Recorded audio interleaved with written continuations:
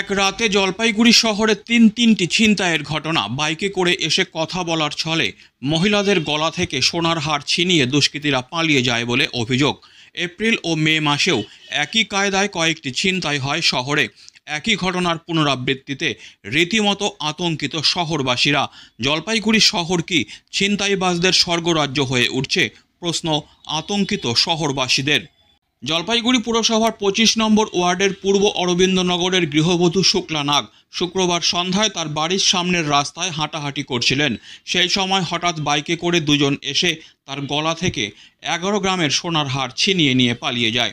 এই ঘটনার কিছু সময় পরেই দ্বিতীয় ঘটনাটি ঘটে। পুরসভার 24 নম্বর ওয়ার্ডের বিবেকানন্দ পাড়ার বাসিন্দা পূর্ণিমা সিনহা কাজ সেরে নিজের বাড়ি ফিরছিলেন। তার গলা থেকেও সোনার হার ছিনিয়ে নিয়ে বাইকে করে পালায় দুই দুষ্কৃতী। এরপরের ঘটনাটি ঘটে শহরের পুরাতন দমকল অফিস সংলগ্ন শনি মন্দির এলাকায়। স্বামীর সাথে স্কুটিতে করে বাড়ি ফিরছিলেন 5 নম্বর ঘুমটির সরকার পাড়ার গৃহবধূ ঝুমা চন্দ।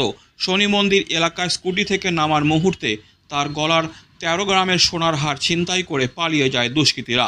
এই ঘটনাগুলির জেরে আতঙ্কিত হয়ে পড়েন তিনজনই। কোতোয়ালি থানায় লিখিত অভিযোগ জানান তারা। অভিযোগ পেয়ে পুলিশ তদন্ত শুরু করেছে। ঝুমাচন্দ বলেন, স্কুটি থেকে নামার মুহূর্তে কিছু বুঝে ওঠার আগেই হার নিয়ে পালিয়ে যায় দুষ্কৃতীরা। কি করে হলো আপনার?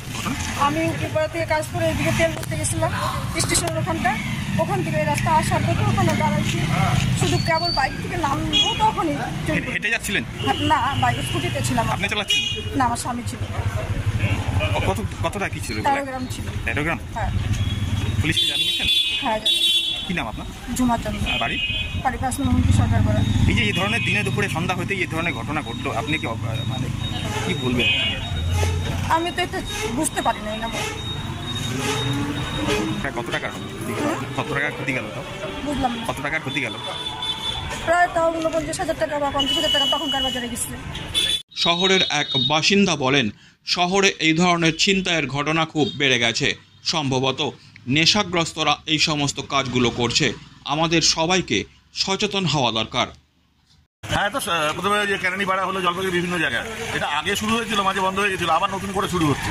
প্রশাসনের একটু নজর দিতে হবে, আর মানুষকেও সচেতন হতে হবে। এবং ডোর টু ডোর প্রত্যেককে তার সিকিউরিটি দেওয়া সম্ভব না, কিন্তু এই জায়গাটা শহরের মধ্যে একদম এই সামনে এই ঘটনাটা ঘটে গেল অবাক কাণ্ড। আমাদের এলাকায় আগে এরকম হয়নি, প্রথম এরকম।